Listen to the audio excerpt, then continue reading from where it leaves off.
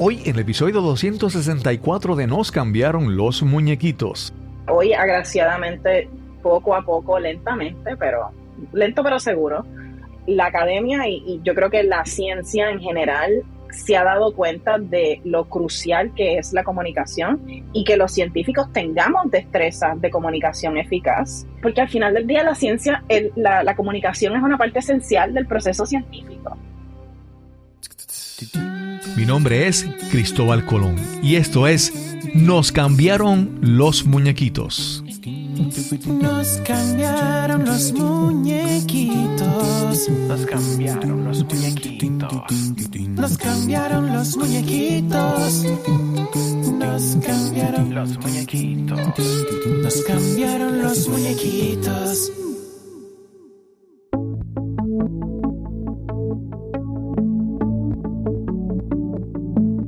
Gracias por acompañarnos en este nuevo episodio de Nos cambiaron los muñequitos.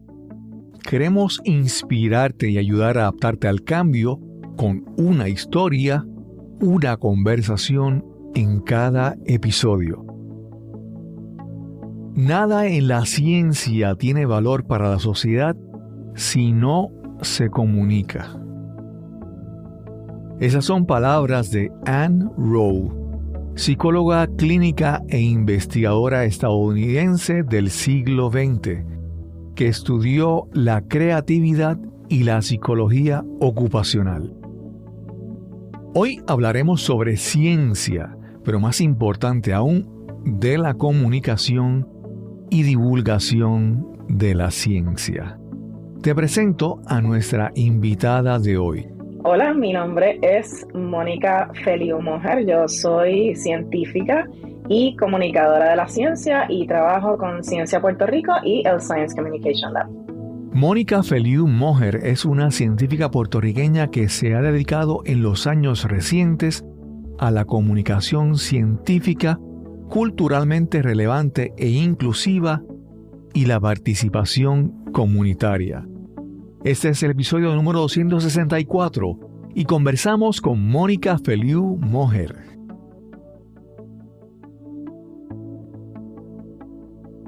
Siempre encuentro invitados interesantes, por lo tanto para mí todas las conversaciones son interesantes y espero que para la audiencia también que sea de valor, que sea de gran interés. Y hoy vamos a conversar con Mónica Feliu Moher o Moher. Moher, con acento en la O.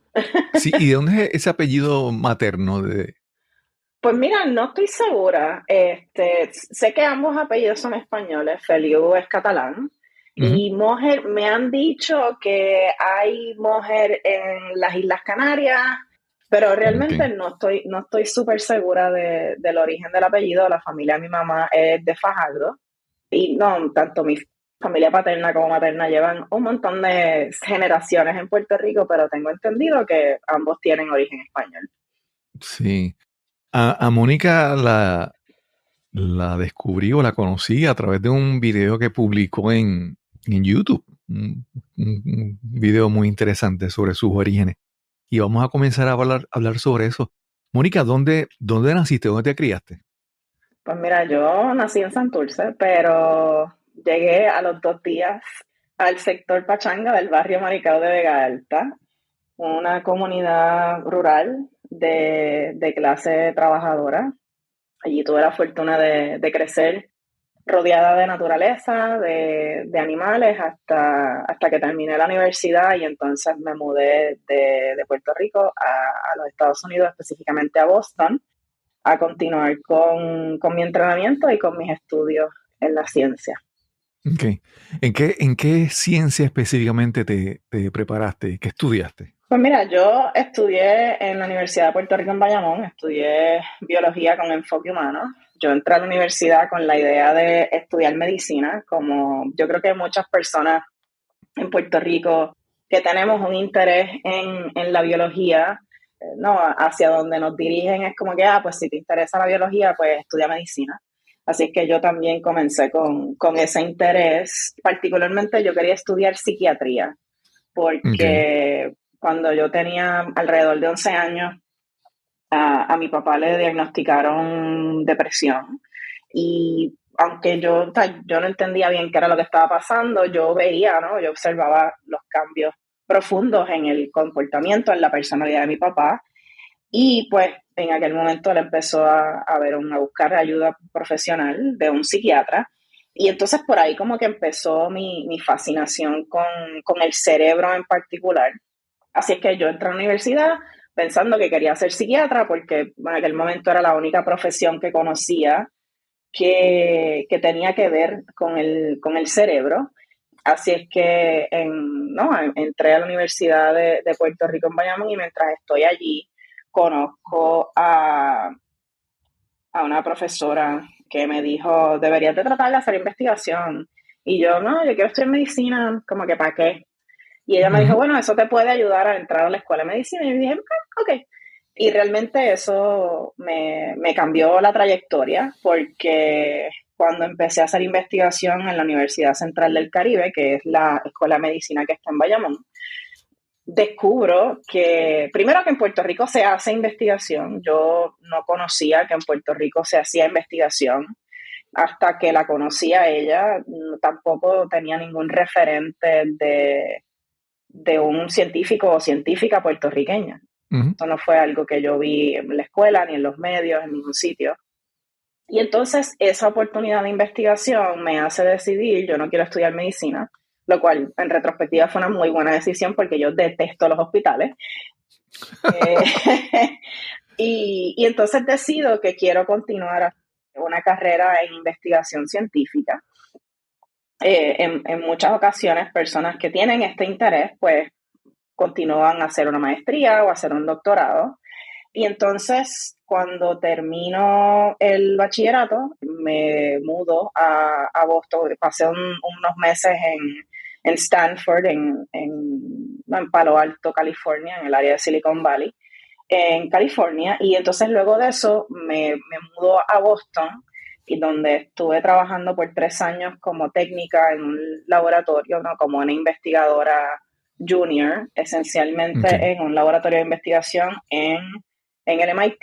Y entonces después de eso me fui a hacer el doctorado en neurobiología en la Universidad de Harvard. Así es que aunque yo no comencé con este interés general en la biología, pues mi motivación, mi interés especial siempre fue en el cerebro.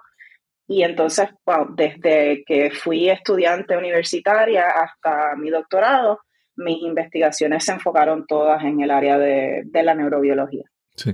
Mónica, y en esa primera investigación con la que trabajaste en la Universidad Central, me dijiste, ¿qué tipo de investigación? ¿Verdad? Porque hay investigaciones y hay investigaciones, hay diferentes temas y puede ser que una te guste y esta no te gusta, ¿verdad? ¿Cuál fue ese primer tema de investigación o esa primera área de investigación? Pues mi primera investigación fue en el área de la adicción a drogas, particularmente a la cocaína. Yo trabajé en un laboratorio que buscaba entender maneras de mitigar o de evitar que el cerebro se convierta en adicto a drogas como la cocaína. Así es que hacíamos investigación con ratas, utilizábamos diferentes técnicas de investigación para entender cómo el cerebro se vuelve adicto en este caso a la cocaína, y entonces cómo podemos evitar eso, que el cerebro no llegue a ese punto de la adicción. Sí. Y de la investigación, de la neurobiología, ¿cómo llegas al punto de la comunicación, de la divulgación de la ciencia? Porque, ¿verdad? Es como que estar tal vez en un laboratorio encerrada, tal vez sin ver muchas personas, de repente salir a otro entorno, a hablar, a comunicar. ¿Cómo se da eso? Sí, pues como bien mencionas, yo, aunque mi entrenamiento académico es en biología y específicamente en neurobiología, yo no me dedico a eso hoy en día. Yo no hago investigación, yo me dedico a la comunicación de la ciencia y a involucrar a diferentes audiencias con la ciencia, ¿no? Acercar la ciencia a la gente, esencialmente, particularmente a la gente en Puerto Rico. Y cómo yo llegué hasta ahí realmente fue Fue una casualidad. Cuando yo me fui de Puerto Rico en el 2004. Y cuando yo decido irme de Puerto Rico, y esto es algo que afortunadamente o desafortunadamente le pasa a muchos científicos y científicas puertorriqueñas, cuando tú eres un buen estudiante en la universidad y empiezas a adquirir diferentes experiencias de investigación y decides que quieres continuar estudios graduados, uno de los consejos más comunes que escuchamos es vete de Puerto Rico. En Puerto Rico es difícil hacer ciencia, en Puerto Rico es muy retante hacer investigación, aquí no hay suficientes recursos, vete. Y no es que esas cosas son inciertas. O sea, en Puerto Rico son difíciles muchas cosas. Uh-huh. Pero, pues nada, cuando yo decido irme, más allá de irme para continuar mis estudios, una de mis motivaciones principales, precisamente por los retos que había enfrentado como investigadora joven en Puerto Rico y por lo que yo veía en el ecosistema científico en Puerto Rico, una de las cosas que yo siempre soñé con hacer era que yo quería regresar, que yo me quería ir para estudiar y estar en las mejores instituciones del mundo y regresar para contribuir al avance de la ciencia en Puerto Rico, ¿no? Yo quería regresar a mejorar las cosas, a que no fuera tan difícil como fue para mí y para generaciones anteriores. Y entonces, cuando yo me voy de Puerto Rico, me voy con esta idea, no tengo claro cómo voy a ayudar al avance de la ciencia en Puerto Rico, pero yo sabía que eso era algo que yo quería hacer. Y no, me doy cuenta de que regresar a Puerto Rico es algo que me va a tomar por lo menos una década, porque hacer un doctorado en ciencias biomédicas, ¿no?, que es el área general bajo la que cae la neurobiología, eso te toma 6 años en promedio. Y yo pensé que iba a regresar a Puerto Rico siendo profesora, porque yo no sabía de otras cosas que yo podía hacer con un doctorado. Sabía que la industria era una opción, pero en Puerto Rico pues realmente no hay tantas oportunidades y yo sabía que la industria no era algo que a mí me interesaba hacer, así que dije, bueno, pues eventualmente yo voy a regresar a ser profesora. Y eso me iba a tomar aún más tiempo, porque para uno poder tener una posición de catedrática, más allá del doctorado, pues tienes que hacer un postdoctorado, tienes que hacer un periodo de entrenamiento adicional luego del doctorado para poder ser competitivo en ese mercado académico. Así es que regresar a Puerto Rico me iba a tomar por lo menos 10 años. Y la paciencia no es la mayor de mis virtudes. Así es que yo empecé a buscar cómo yo puedo conectar con la comunidad científica puertorriqueña, cómo yo puedo aportar a Puerto Rico aunque no esté en Puerto Rico. Esto fue en el 2004, 2006, todas las herramientas que nosotros utilizamos hoy en día y que damos por sentado para conectar sin importar la localización geográfica de las personas, ¿no? Las redes sociales, las diferentes herramientas de videoconferencia, ninguna de esas cosas existían o estaban empezando.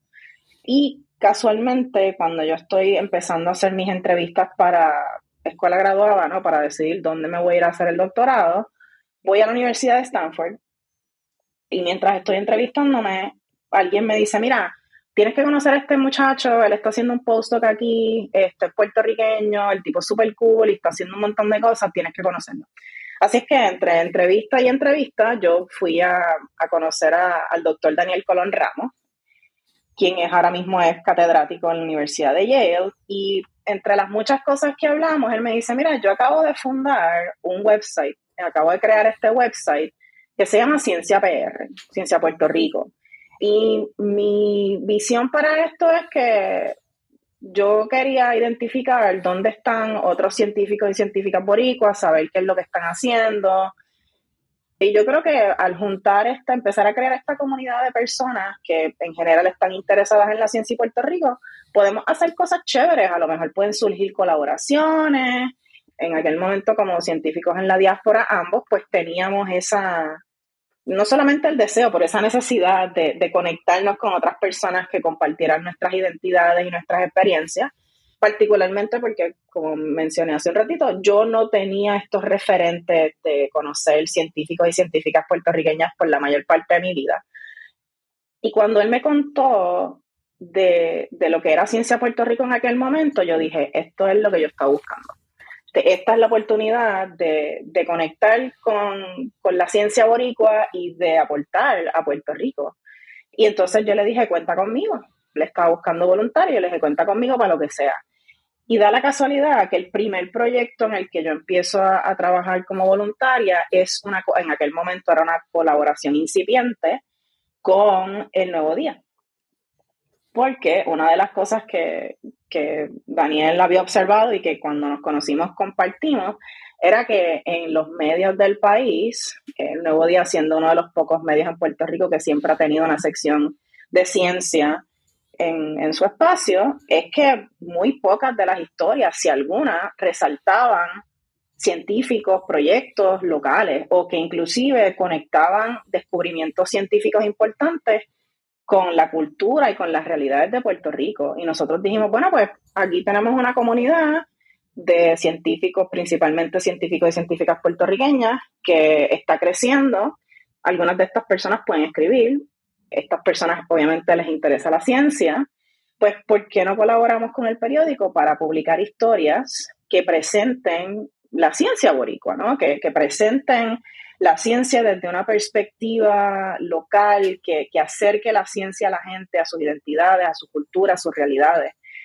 Entonces yo empecé por ahí, a mí siempre me ha gustado escribir, y ese fue realmente el comienzo de mi carrera como comunicadora de la ciencia.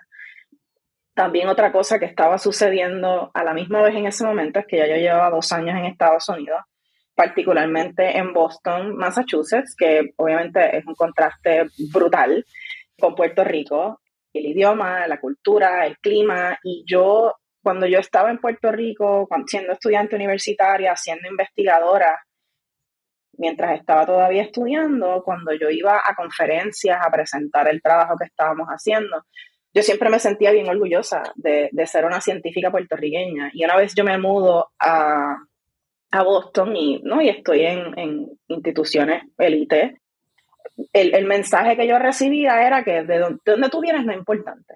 De dónde tú saliste, quién tú eres, eso no importa. Lo que importa es la ciencia, lo que importa son las ideas. Y yo básicamente tuve una crisis de identidad, ¿no? O sea, yo tenía mucho orgullo de ser una científica puertorriqueña y yo llego a este lugar, uno de los más prestigiosos del mundo, y todo el mundo me dice como que tienes que dejar la puertorriqueña en la puerta. Aquí entra la científica, la puertorriqueña déjala en la puerta, la tienes que dejar en la gaveta. Claro.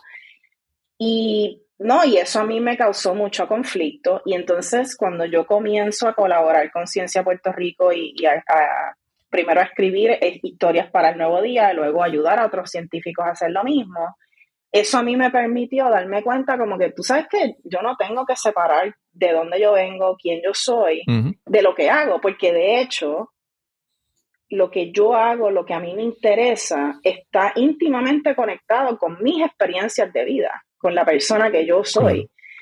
Y entonces, pues, esa oportunidad me permite como empezar a reconstruirme otra vez. Yo sentía que había tenido que dejar pedacitos de mí en la puerta afuera del laboratorio, y entonces me permite como empezar a reconstruir y a conectar que realmente la ciencia, mi cultura, mis identidades son inseparables. Y pues también fue realmente el comienzo de mi carrera como comunicadora científica, y aunque luego de empezar a ser voluntaria con Ciencia PR, como quiera hago el doctorado, ya según fueron pasando los años, ya yo me di cuenta, esto es lo que yo quiero hacer.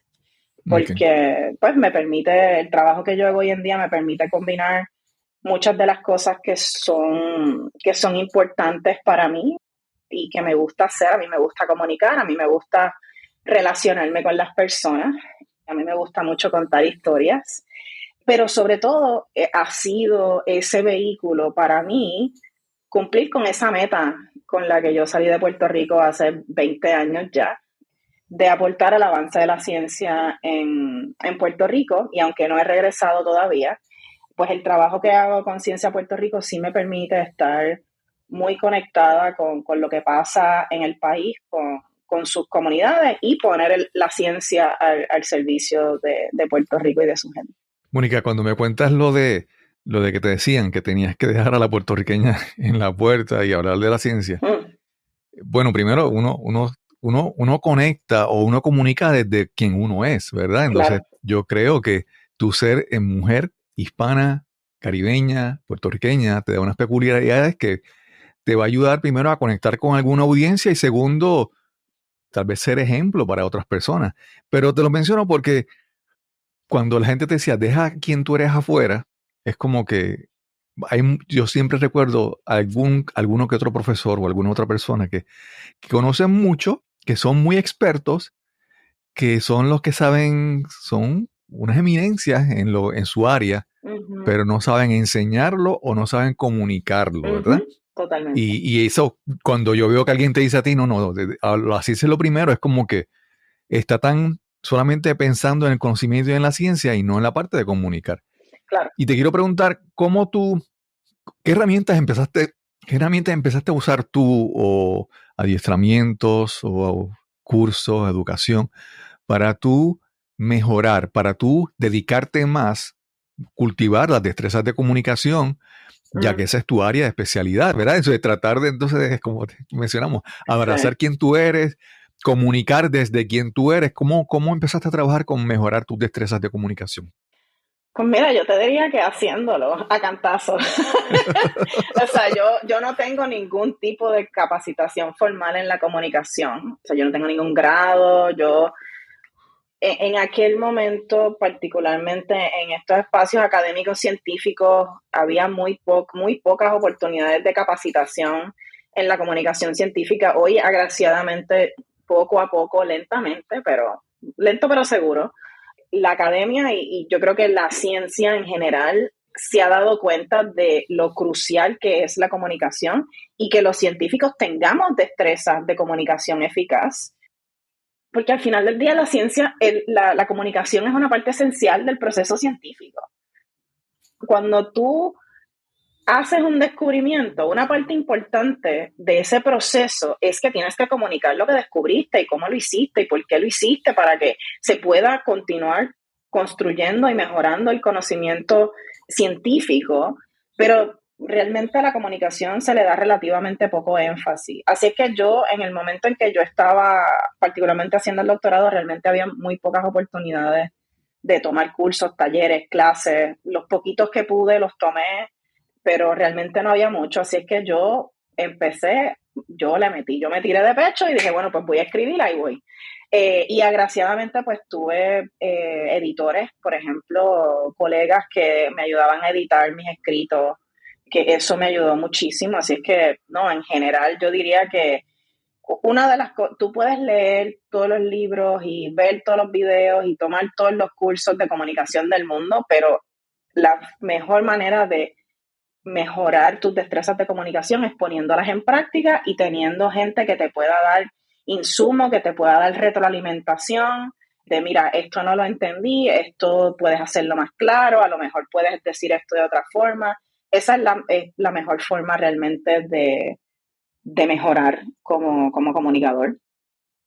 Así que yo tuve la fortuna de tener editores, de tener mentores, de tener gente que me ayudó a mejorar y según me fui, no, para mí se puso la cosa más seria de esto pasó de ser algo que yo hacía por el lado y que yo hacía porque me gustaba a, ok, esta es la carrera que yo quiero continuar, pues entonces yo empecé a buscar más oportunidades de buscar las pocas clases o talleres que podía encontrar en la universidad, de buscar mentores en diferentes aspectos de la comunicación, porque hay un montón de medios, de espacios, de estrategias y tácticas de comunicación que uno puede utilizar. Y yo creo que una de las cosas que es crucial hoy en día para mi trabajo es yo descubrir la investigación en la comunicación, ¿no?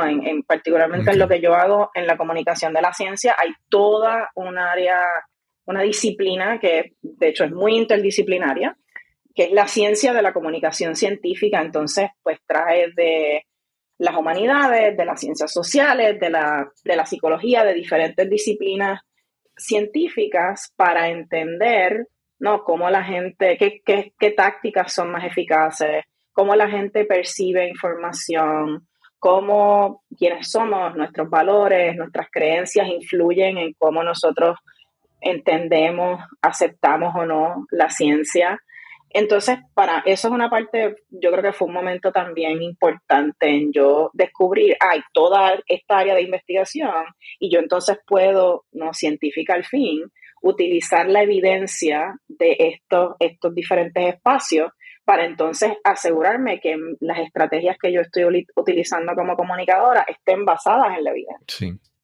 Mónica, mencionaste Ciencia Puerto Rico y mencionaste, ¿verdad? Con el Nuevo Día empezaste a escribir, ¿verdad? Pero una cosa es la comunicación escrita, donde, como mencionaste, hay editores que te ayudan y tú lo que escribiste lo revisas y dices, bueno, lo dije bien, no, déjame decirlo de otra manera.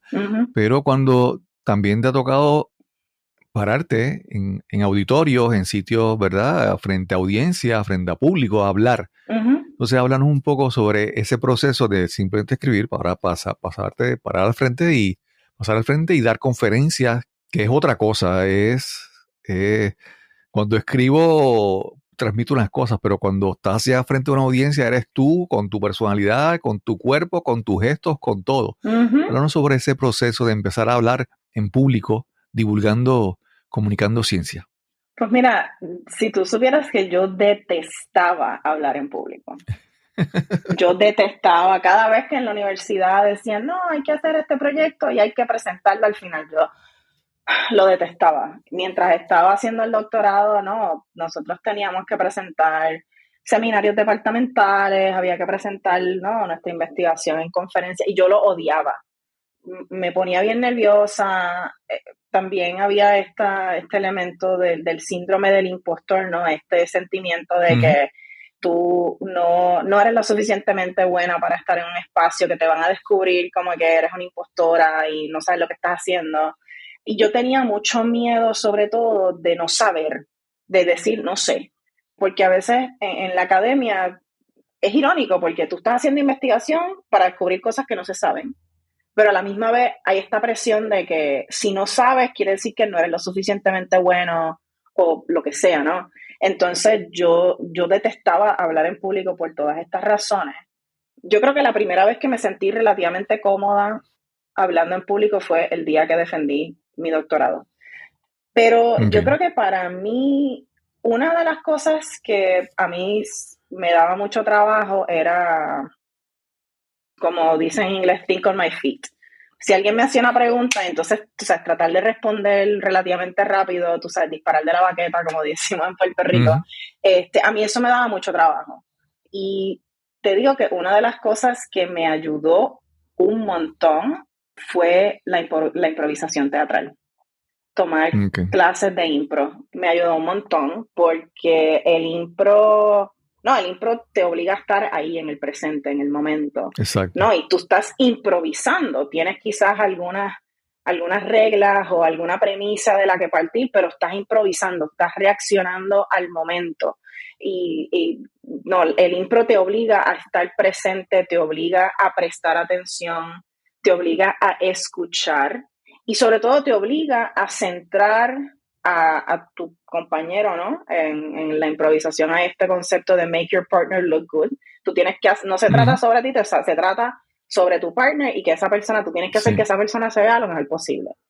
Y yo creo que a mí eso me ayudó a cambiar la forma en que yo pensaba sobre cómo presentar en público. Y ahora es una de mis partes favoritas de mi trabajo, porque a mí, yo siempre he sido el tipo, a mí me gusta la gente, a mí me gusta conectar con la gente, a mí me gusta hablar y obviamente tú estar frente a una audiencia, conectar con la gente, pues pocas cosas se comparan a eso.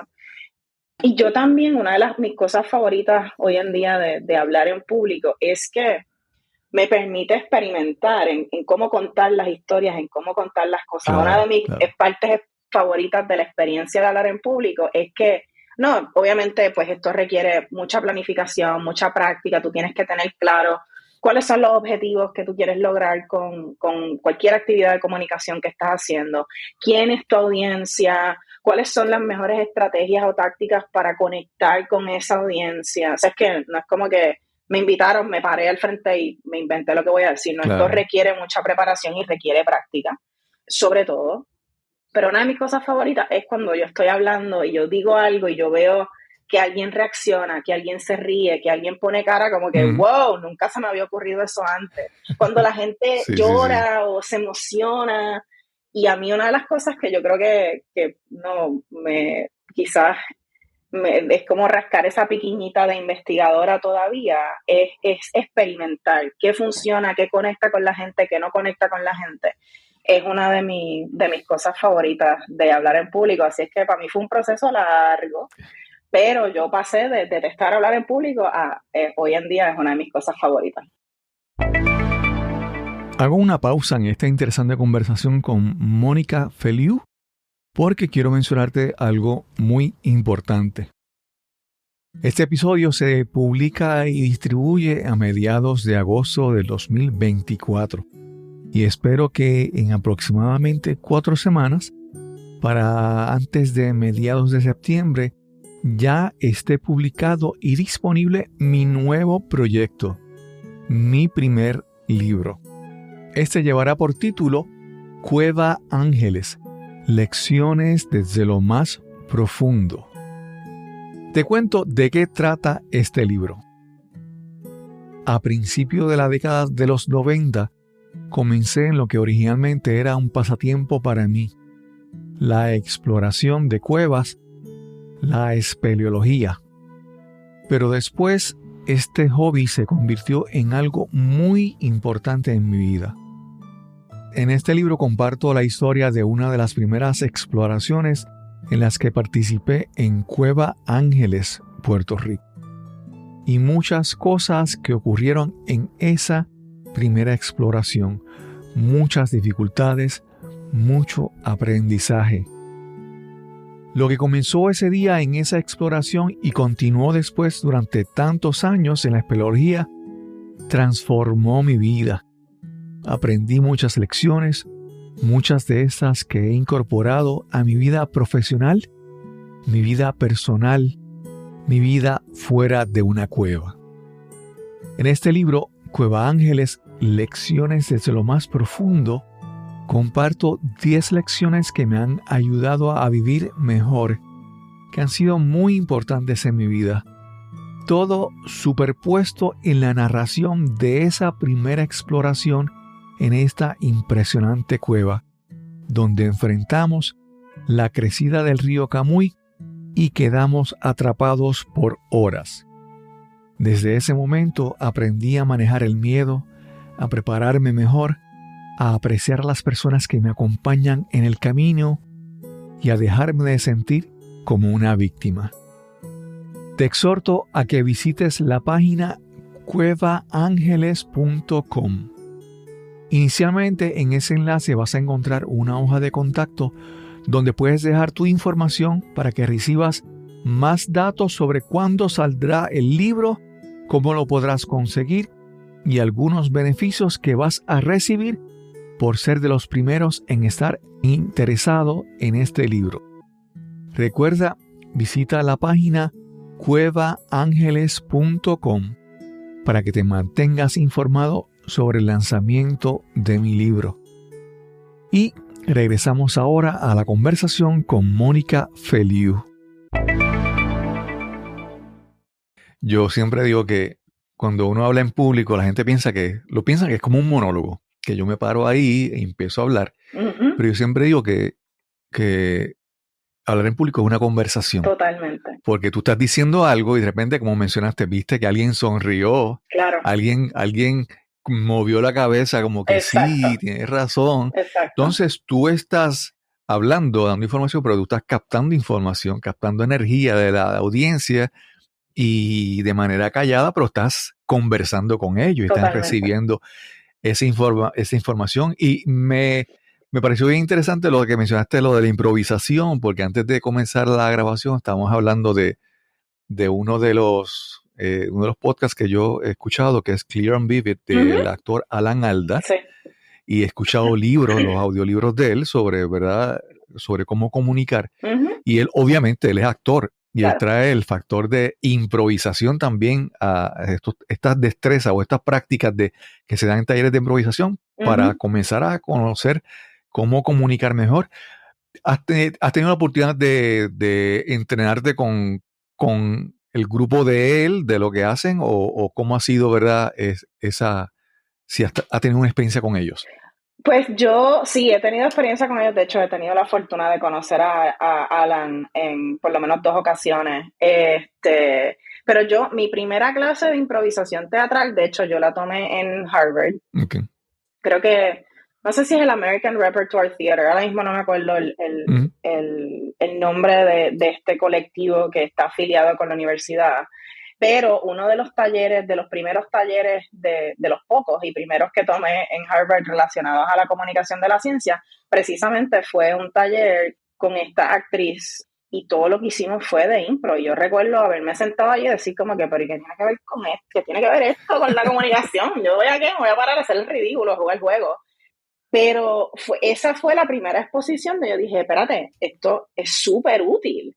Y luego de eso pues comencé a buscar diferentes oportunidades. Yo no he tenido la oportunidad necesariamente de entrenar con Alan Alda fundó en la Universidad de Stony Brook, que es parte del sistema universitario público de Nueva York.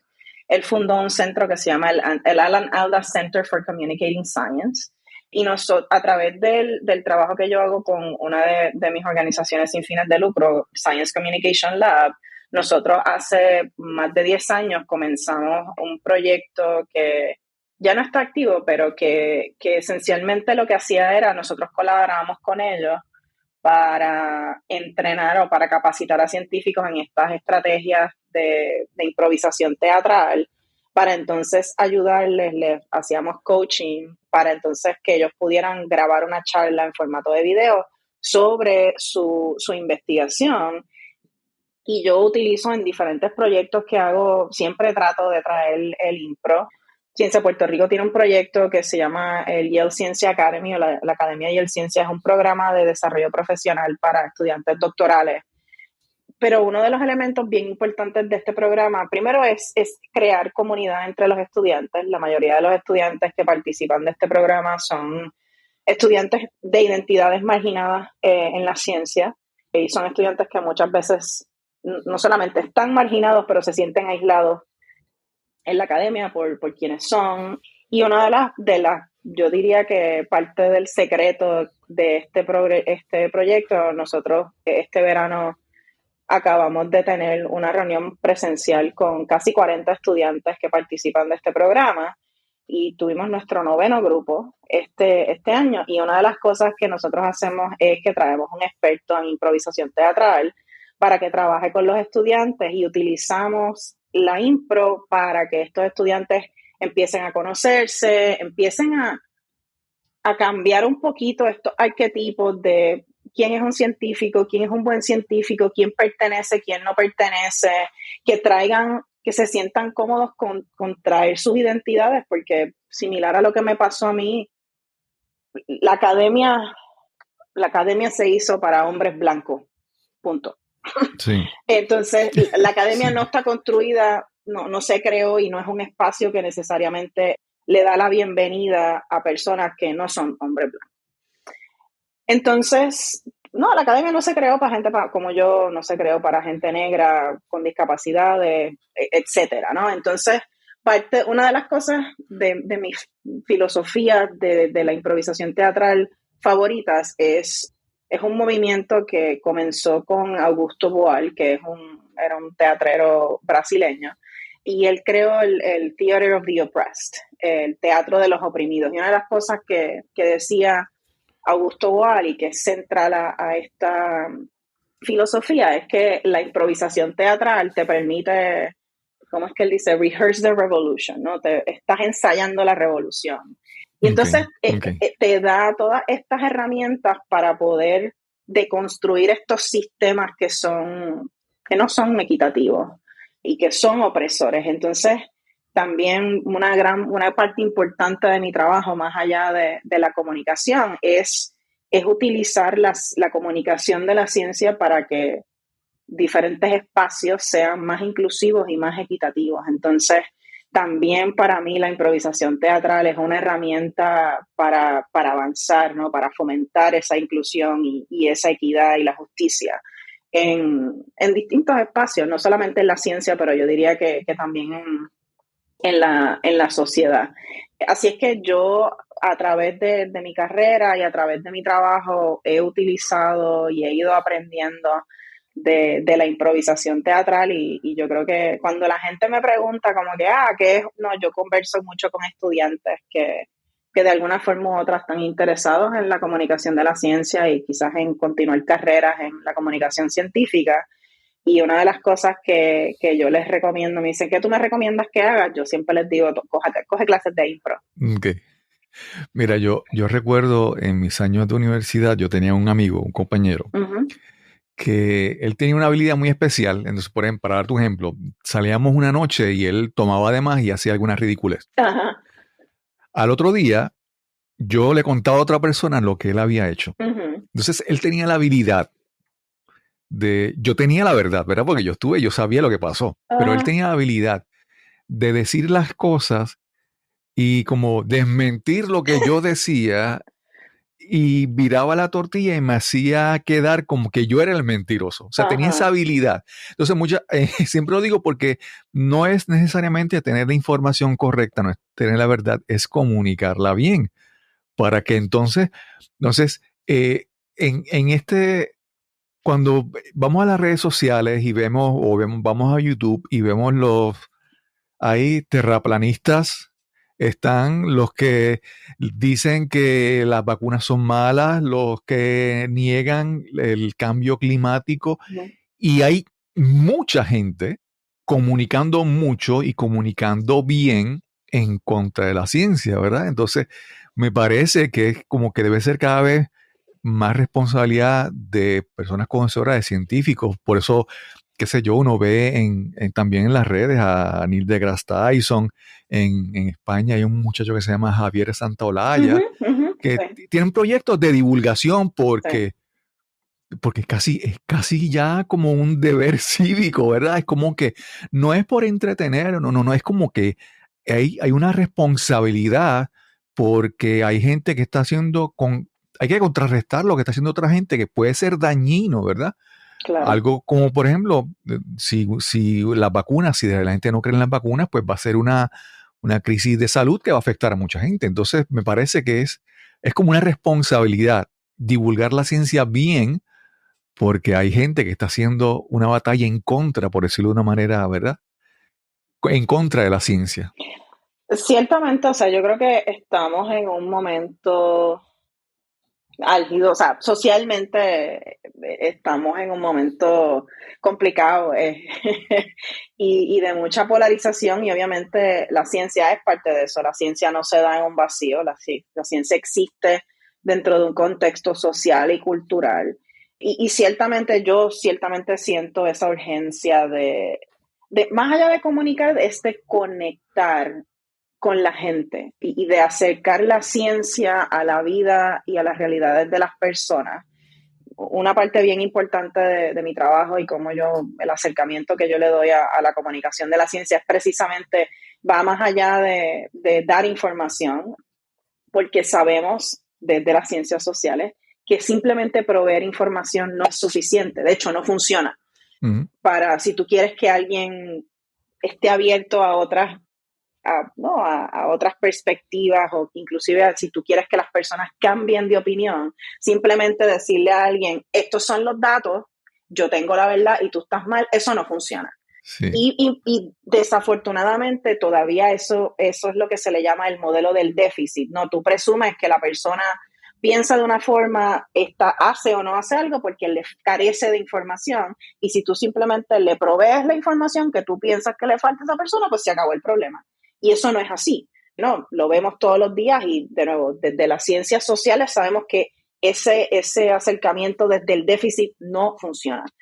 Los datos no son suficientes en muchas ocasiones y simplemente proveer información no es suficiente. Entonces, una cosa que por eso para mí es bien importante es conectar con las personas, es establecer esas relaciones y entender que las personas, el que alguien quizás piense que las vacunas son malas o que a lo mejor pueden hacerle daño, no necesariamente viene desde una perspectiva de que no tiene información suficiente a las vacunas. Viene porque la persona tiene miedo.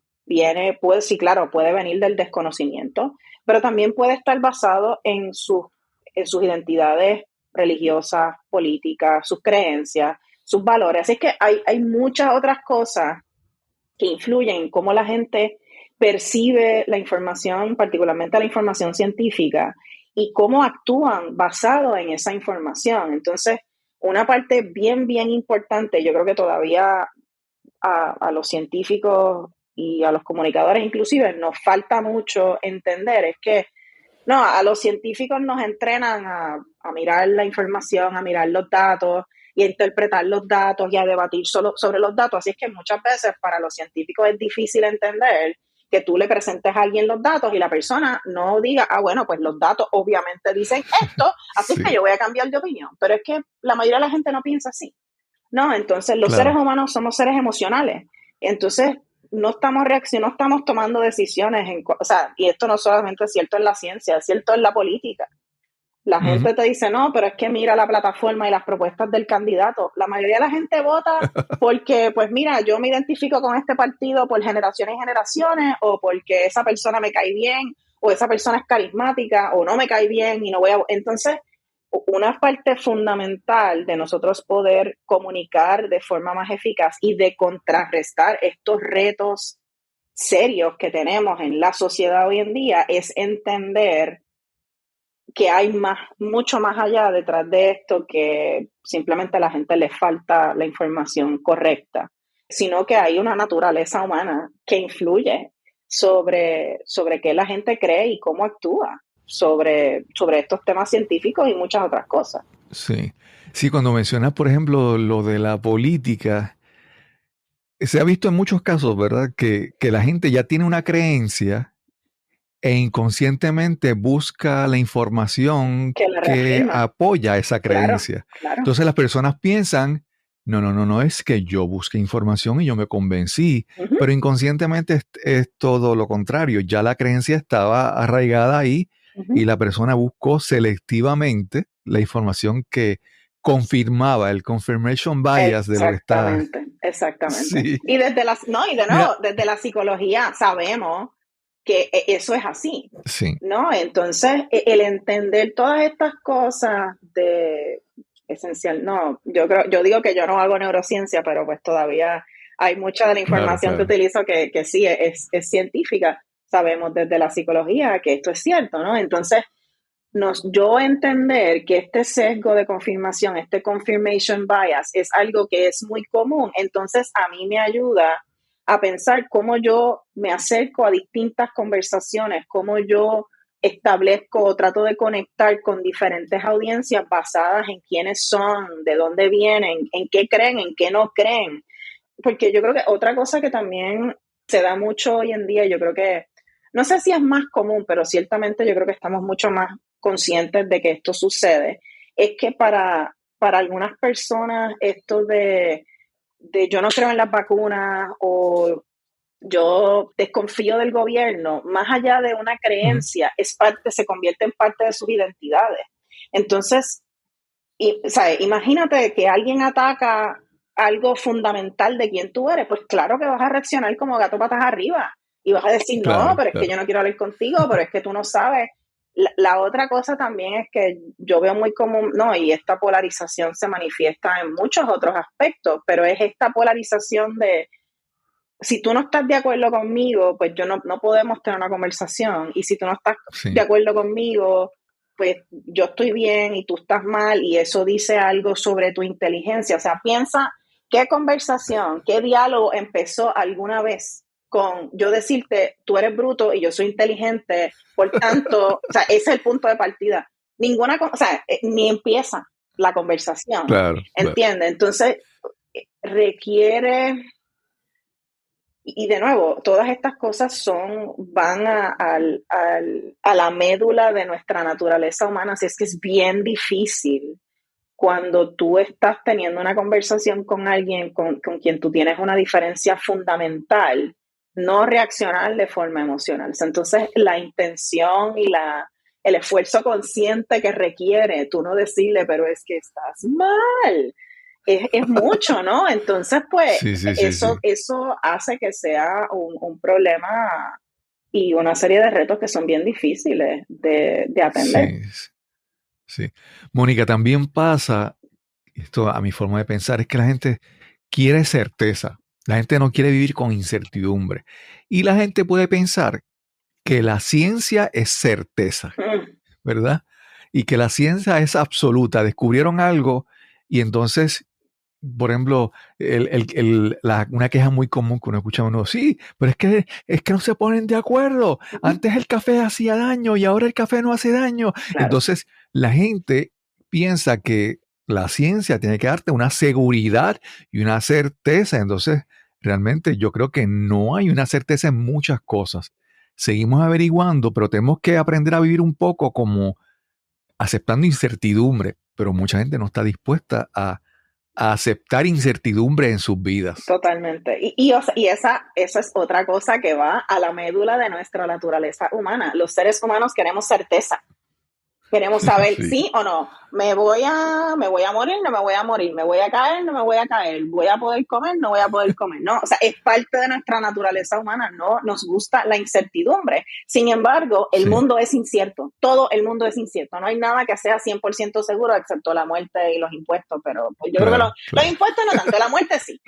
Pero, entonces, esa es otra cosa. Yo creo que es parte de... Esto es uno de los problemas de relaciones públicas que tiene la ciencia y tradicionalmente de cómo se ha comunicado la ciencia públicamente, que muchas veces lo que escuchamos es el descubrimiento. Escuchamos, los científicos descubrieron esto, los científicos confirmaron esto, pero realmente la ciencia es un proceso y el conocimiento científico que tenemos hoy en día se ha construido a través de años, décadas, de siglos. Y el proceso de la ciencia no es iterativo y yo creo que una de las cosas que para mí es bien importante en mi trabajo de comunicación es precisamente hablar de la ciencia como un proceso, de hablar y de realmente, es todo lo contrario, la ciencia siempre es incierta. Tú no vas a encontrar un científico que te diga, yo estoy 100% seguro de que esto es así. Te va a decir, la probabilidad es alta, nuestra evidencia sugiere que, pero nadie te va a decir, bien pocos te van a decir, yo estoy siempre, porque es que la ciencia es por naturaleza incierta, pero yo creo que eso es una de las cosas que hemos fallado en comunicar. Y, o sea, eso fue algo que vimos particularmente durante los primeros 2 años de la pandemia, que se cometieron un montón de errores en cómo se comunicaba sobre, por ejemplo, la vacunación. Yo recuerdo alarme los pelos viendo particularmente a políticos decir, cuando una vez llegue la vacuna, si todo el mundo se vacuna, vamos a salir de esta. Mientras que la mayoría de los científicos te podíamos decir, no, eso no es así. O sea, yo recuerdo, inclusive una vez, al principio había mucha esta conversación sobre la inmunidad de rebaño, ¿no? Que es esta idea de si suficientes personas en una población están vacunadas, pues protegemos a las personas que no están vacunadas o que no se pueden vacunar, porque suficientes personas están protegidas contra una enfermedad. Y yo recuerdo que al principio se hablaba del 70%. Y no, obviamente en las comunidades, entre los científicos decíamos, bueno, pero es que eso no es como que le das un switch y llega al 70% y se acabó y todo el mundo tiene inmunidad. O sea, eso no funciona así. Hay otros elementos que obviamente hemos visto manifestarse. Los virus mutan. Pero yo recuerdo una vez ver un comunicado de prensa del gobierno de Puerto Rico celebrando que al día siguiente en Vieques se iba a llegar al 70% de vacunación y que por tanto, el titular era algo así como que mañana, fecha tal, Vieques llega a 70% de la vacunación contra COVID y se va a llegar a la inmunidad de rebaño. Y yo... Sí. Entonces tú ves... Como si fuera un sitio aislado, que nadie llegara ahí. Y como si fuera un switch que tú le das un botón mágico y se acabó. Y eso no es así. Y yo recuerdo horrorizarme por tantas cosas, o sea, cuán incorrecto eso estaba, pero sobre todo pensando en el daño que eso iba a hacer. Porque al tú decir con certeza, falsa, porque no, esa certeza nunca existió, pero una certeza falsa de decir, cuando lleguemos al 70%, llegamos a la inmunidad de rebaño y se acaba la pandemia, y eso no es lo que pasa, pues entonces tú minas la confianza de las personas y vivimos en una sociedad en la que cada vez las personas más desconfían de las instituciones. Entonces era como este círculo vicioso de metidas de patas, Sí. particularmente de la cantidad de comunicación, y yo así como que horror, ¿me entiendes? Porque las implicaciones pueden ser bien serias. Claro, claro. Mónica, cuando uno entra a tu página web, sale una foto, creo que una foto tuya, en pantalones cortos, en t-shirt, camiseta, frente al letrero del sector Pachanga, ¿verdad? Sí. Y recuerdo cuando hace un momento decías que llegabas a un sitio y decías, no, deja a la puertorriqueña afuera, aquí es la ciencia. Al tú pasar al frente, al tú ser comunicadora, es inevitable que tú te conviertas en un ejemplo, un modelo. De repente alguna persona dice, ay, yo quiero ser como ella cuando grande. En tu caso, ¿ha habido esas experiencias donde más que informar, de repente has inspirado a otras personas, a otras niñas, a otros niños? Has trabajado con diversidad de personas. Tu rol, aparte de comunicar, ha sido inspiración, y hay historias de personas, de niños o personas que se inspiran en ti para hacer cosas en su vida. Yo creo que sí, o sea, y en realidad me da como penita decir que sí, pero es algo que acepto con mucha honra y con mucho orgullo. O sea, una de las cosas que para mí como comunicador es bien importante es ser visible, porque es difícil imaginarte que tú puedes lograr algo si no tienes un referente, si no ves a alguien más que lo está haciendo y que por lo menos te indica, yo puedo hacer eso, ¿no? Así que para mí una parte bien importante del trabajo que yo hago es esa visibilidad. Y no solamente visibilizar mi propia historia, pero visibilizar cientos de historias, miles de historias de otros científicos y científicas boricuas. Eso es una parte bien importante del trabajo que yo hago, ¿no? Colaborando con los medios. Además del Nuevo Día, yo tengo un segmento de radio todos los jueves a las 5:25 de la tarde en Radio Isla. Eso puede ser que cambie pronto, pero nada. Yo tengo un espacio, el segmento de radio que yo hago es el único segmento específicamente dedicado a la ciencia en la radio puertorriqueña. Y es una colaboración no solamente con Radio Isla, pero con Luis Herrero, que tiene el programa Que es la que hay, con Luis Herrero las tardes en Radio Isla.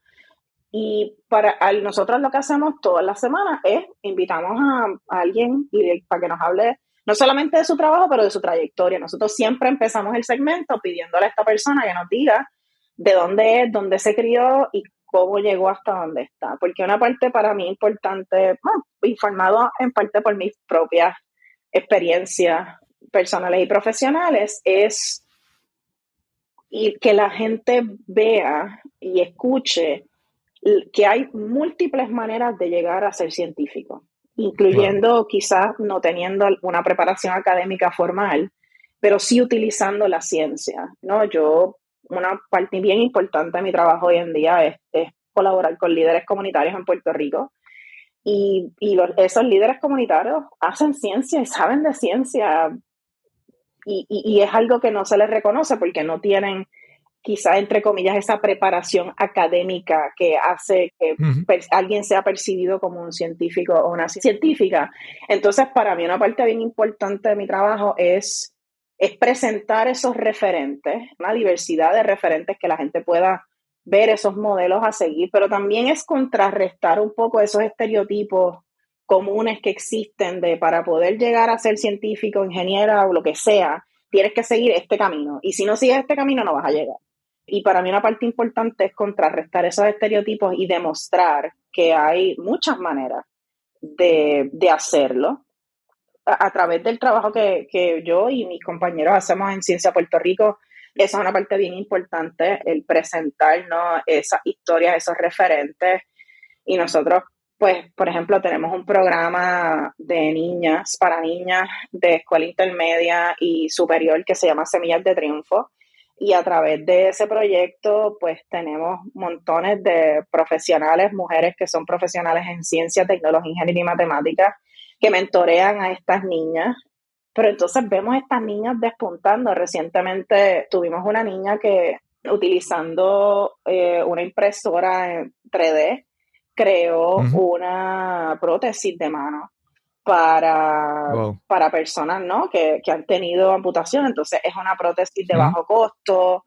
Entonces, pues, no solamente es yo ser como referente, es esta nena de 13 años, creo que es Claro, lo que tiene, que puede ser referente. Entonces, una de las claro. cosas que es importante para mí, no solamente es yo misma tener esa visibilidad, pero es también elevar a muchas otras personas de la comunidad científica puertorriqueña para que la gente se vea reflejada en sus historias, vea las posibilidades, se sientan orgullosos de, mira, la ciencia boricua es de calidad mundial, está produciendo conocimiento increíble, estamos tratando de crear un mejor Puerto Rico, estamos haciendo patria a través de la ciencia. Claro. Eso es una parte bien importante de mi trabajo y es una responsabilidad que yo me tomo muy en serio.